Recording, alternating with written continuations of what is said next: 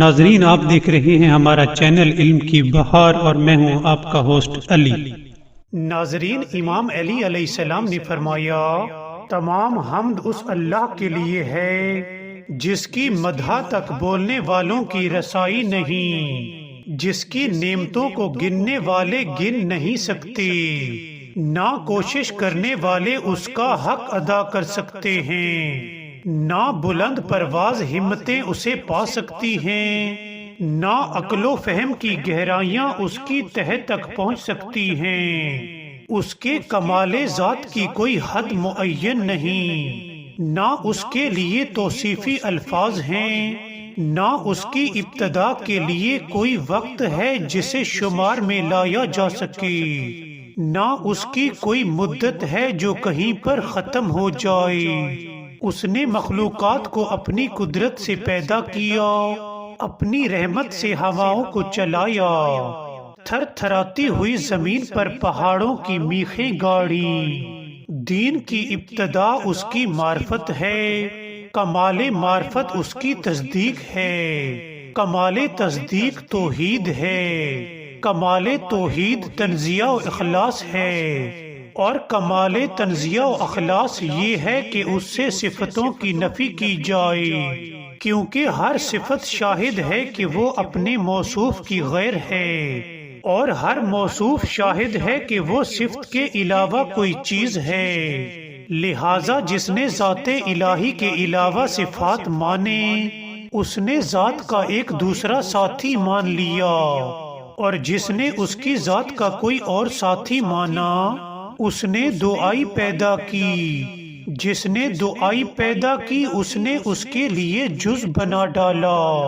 اور جو اس کے لیے اجزاء کا قائل ہوا وہ اس سے بے خبر رہا، اور جو اس سے بے خبر رہا اس نے اسے قابل اشارہ سمجھ لیا، اور جس نے اسے قابل اشارہ سمجھ لیا اس نے اس کی حد بندی کر دی، اور جو اسے محدود سمجھا وہ اسے دوسری چیزوں ہی کی قطار میں لے آیا۔ جس نے یہ کہا کہ وہ کسی چیز میں ہے، اس نے اسے کسی شے کے ضمن میں فرض کر لیا، اور جس نے یہ کہا کہ وہ کسی چیز پر ہے، اس نے اور جگہ اس سے خالی سمجھ لی۔ وہ ہے ہوا نہیں، موجود ہے مگر عدم سے وجود میں نہیں آیا۔ وہ ہر شے کے ساتھ ہے نہ جسمانی اتصال کی طرح، وہ ہر چیز سے علیحدہ ہے نہ جسمانی دوری کے طور پر،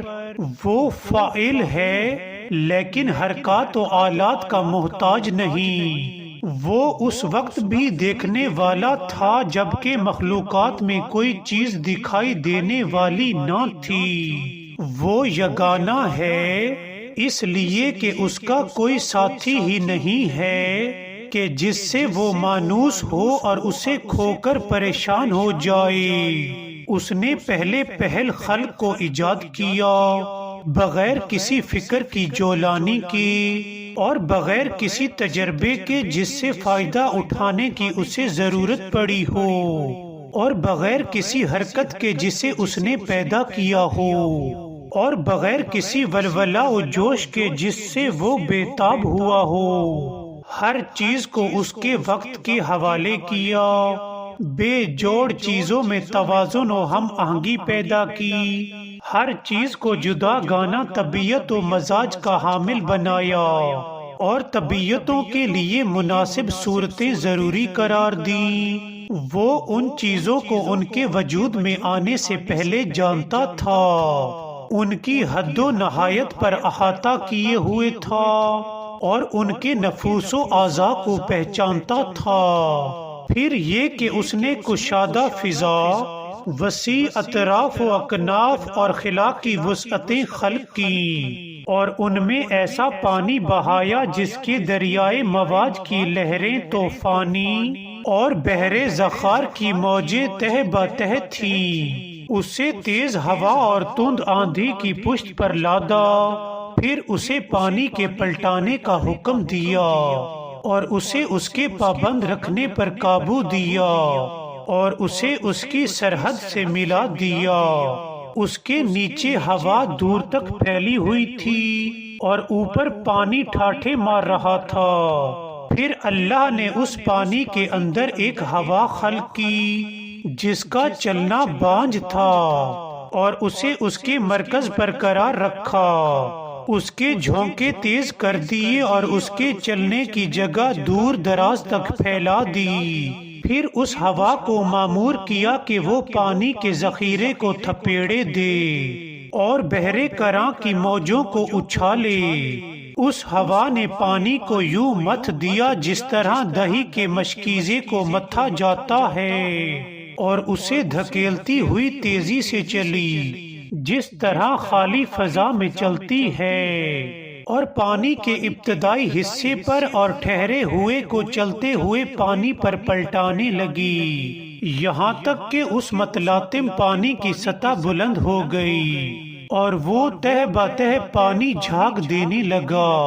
اللہ نے وہ جھاگ کھلی ہوا اور کشادہ فضا کی طرف اٹھائی اور اس سے 7 آسمان پیدا کیے۔ نیچے والے آسمان کو رکی ہوئی موج کی طرح بنایا اور اوپر والے آسمان کو محفوظ چھت اور بلند عمارت کی صورت میں اس طرح قائم کیا کہ نہ ستونوں کے سہارے کی حاجت تھی نہ بندھنوں سے جوڑنے کی ضرورت۔ پھر ان کو ستاروں کی سج دھج اور روشن تاروں کی چمک دمک سے آراستہ کیا اور ان میں ذو پاش چراغ اور جگمگاتا چاند روا کیا جو گھومنے والے فلک، چلتی پھرتی چھت اور جنبش کھانے والی لوح میں ہے۔ پھر خدا وند عالم نے بلند آسمانوں کے درمیان شگاف پیدا کیے اور ان کی وسعتوں کو طرح طرح کے فرشتوں سے بھر دیا۔ کچھ ان میں سر بسجود ہیں جو رکوع نہیں کرتے، کچھ رکوع میں ہیں جو سیدھے نہیں ہوتے، کچھ صفے باندھے ہوئے ہیں جو اپنی جگہ نہیں چھوڑتے، اور کچھ پاکیزگی بیان کر رہے ہیں جو اکتاتے نہیں۔ نہ ان کی آنکھوں میں نیند آتی ہے، نہ ان کی عقلوں میں بھول چوک پیدا ہوتی ہے، نہ ان کے بدنوں میں سستی و کاہلی آتی ہے، نہ ان پر نسیان کی غفلت طاری ہوتی ہے۔ ان میں کچھ تو وحی الہی کے امین ہیں، اس کے رسولوں کی طرف پیغام رسانی کے لیے زبان حق اور اس کے قطعی فیصلوں اور فرمانوں کو لے کر آنے جانے والے ہیں۔ کچھ اس کے بندوں کے نگہبان اور جنت کے دروازوں کے پاسبان ہیں، کچھ وہ ہیں جن کے قدم زمین کی تہ میں جمے ہوئے ہیں اور ان کے پہلو اطراف عالم سے بھی آگے بڑھ گئے ہیں، ان کے شان عرش کے پایوں سے میل کھاتے ہیں۔ عرش کے سامنے ان کی آنکھیں جھکی ہوئی ہیں اور اس کے نیچے اپنے پروں میں لپٹے ہوئے ہیں۔ ان میں اور دوسری مخلوق میں عزت کے حجاب اور قدرت کے سرا پردے حائل ہیں۔ وہ شکل و صورت کے ساتھ اپنے رب کا تصور نہیں کرتے، نہ اسے محل و مقام میں گھرا ہوا سمجھتے ہیں، نہ اشباہ و نظائر سے اس کی طرف اشارہ کرتے ہیں، نہ اسے محل و مقام میں گھرا ہوا سمجھتے ہیں، نہ اشباہ و نظائر سے اس کی طرف اشارہ کرتے ہیں، نہ اسے محل و مقام میں گھرا ہوا سمجھتے ہیں، نہ اشباہ و نظائر سے اس کی طرف اشارہ کرتے ہیں۔ ناظرین، اگر آپ کو ہماری ویڈیو پسند آئی ہو تو سبسکرائب کرنا مت بھولیے گا۔ Thank you.